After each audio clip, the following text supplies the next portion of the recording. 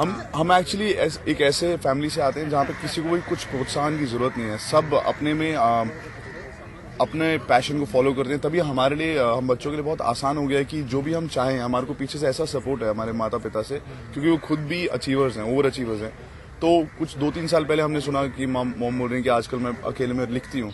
उन्होंने बहुत सारे ऐसे पन्ने भर दिए थे और बहुत सारी किताबें हुई थी, जिसको भी वो सुनाती थी कोई ना कोई कहीं ना कहीं छाप देता था। कोई आर्मी की मैगजीन में, किसी ने आरएनआर हॉस्पिटल में लगा रखा है एक ऑर्गन डोनेशन का, जिसको एक्स प्रेसिडेंट कलाम जी ने पढ़ के बहुत अच्छी अच्छी बातें बोली।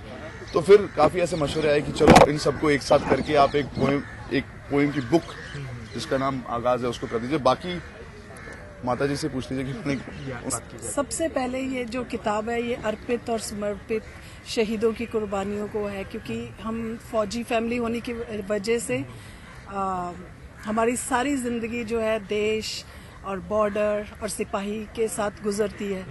तो ज़्यादातर देशभक्ति की पोएम्स हैं और फिर जो सोसाइटी में जो खराब चीज़ें होती हैं, कभी कभी उनसे दिल दुखता है। तो जैसे कि बॉम्ब ब्लास्ट हो गए, औरत का अपमान हुआ, तो वो सब चीज़ें मुझे बहुत दुखी करती हैं। तो फिर मैं उनके बारे में लिख देती हूँ।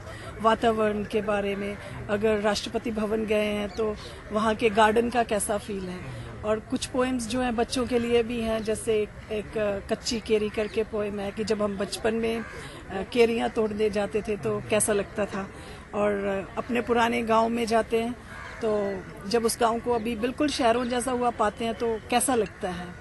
और एक दो कहानियाँ ऐसे कविताओं में कहानियाँ हैं जो कि मेरे को किसी ने स्टोरी सुनाई, जैसे मेरे हस्बैंड के ब्रदर ने, कि वो आप खुद पढ़ना शहीद का सम्मान, एक बहुत अच्छी और कविता है बट उसमें एक बहुत अच्छी कहानी और मैसेज है।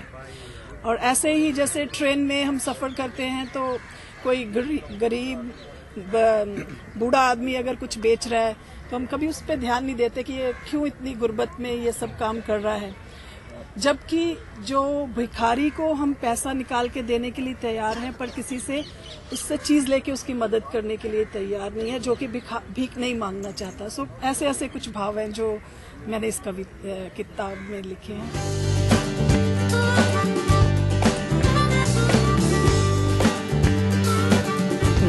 मेरा हमेशा ये अप्रोच रहा कि जब कोई कुछ नई चीज़ अटेम्प्ट करता है तो मैं उसको सपोर्ट करूं। और यहाँ तो रिश्ता अलग ही है। जब से रणविजय ने मोड में मेरे साथ काम किया तब तो वो फैमिली मेम्बर की तरह बन गया।